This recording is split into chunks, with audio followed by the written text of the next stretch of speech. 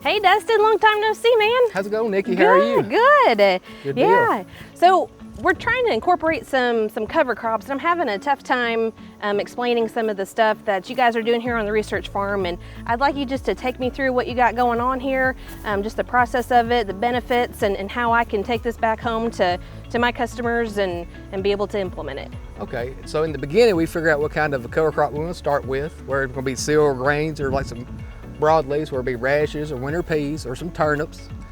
And so we plant after our corn comes off, probably about 50 pounds to the acre. Then we'll let it grow all winter long, and then we'll get our soybeans set up for the next year. And we'll let that cover crop get about to 4 to 5 foot tall, and then we'll come in here with a crimper and crimp it down, and then plant through it. Cool. So tell me about this crimping process. Tell me what's going on here. So this is, as you can see right here, it's very tall. It's right here coming on the fenders of this 5085E tractor. It's about 6 foot tall. We got about 16 tons of biomass right here. And this is the third year that we've done it in this field right here. So this is the Kbi Cramper. So what it'll do, it'll go through there. When you go at 45, it'll break those joints in those plants and it'll kill it. That way you won't have to worry about it coming back up to reach for sunlight or come back alive. That's awesome. So is that what we're seeing here is the after it's crimped, right? Yeah, this is after it's crimped right here, Nikki. Yep. It gets this flat, you get a lot of mulch. You get a lot of mulch right here after you crimp it. Yeah. And it'll hold a ton of moisture, and also these cover crops sequester a lot of nutrients, and all that biomass will actually convert to more nutrients later on in the season. That's awesome. Tell me about like weed control and things of that nature. So right here, we've only done one shot of Roundup at V4. As you can see, it's still pretty clean. Yeah, it is. And it's awesome. real clean down through here. So you only got one post-emergent application here. That's pretty much to take care of your herbicide. Really? Yes. Holy cow. So that eliminates an additional passes on herbicides. What about insecticides and bugs in here? Does that kind of help with that also? It kind of hits her a little bit. We did do an insecticide out here just to kind of help, because there's a lot of bean leaf beetles and stuff like that and stink bugs. So we want to prevent them from chewing and sucking our leaf tissue and, you know, reducing our photosynthesis. So tell me about, people always, these limiting factors and these, about the nutritional side of it. What is this cover crop adding? We started these cover crops in 2017.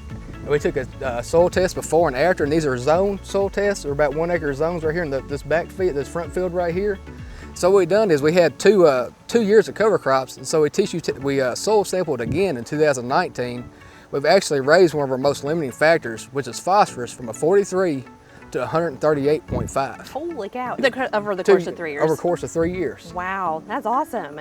So that right there, it really pays for itself, right? It really pays for itself for reducing your phosphorus fertility and also some of your K needs as well. Yep. So Dustin, tell me a little bit about the weed side of this and how these cover crops help eliminate weeds in this field. So what it does, if you have problematic weeds in your field and you lay down this cover crop, it actually prevent or stop the germination of some of your mare's tails, your Palmer pigweed, and some of your tall water hemp. So right there is going to save you some chemical costs in the beginning, because when this stuff gets real tall, 6 foot, all of that photosynthesis, sunlight's not hitting the ground. And when you crimp it, you actually lay all this residue over it, and actually that is your residual right there, and it prevents that sun from hitting that bare soil, so you're not going to be germinating mare's tail, water hemp, or Palmer pigweed. That's awesome.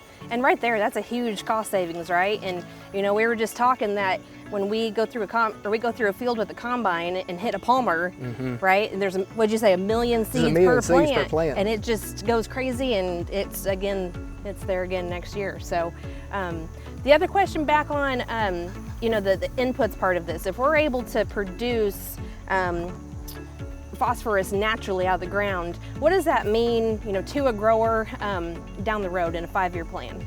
So what that means is, what those cover crops are doing, they're sequestering nutrients from the soil. They're bound, and then when they're crimped over, all that 16 tons of dry matter is then back released in the nutrient cycle. Yep. So it's going to reduce our fertilizer cost over the 5 years or 3-year plan. We're reducing our DAP application or muriate potash application. That's awesome. Man, I've learned a lot out here today. I sure appreciate you taking time to visit with me, and can't wait to see another one. All right, thank you, Nikki. All right, thank you.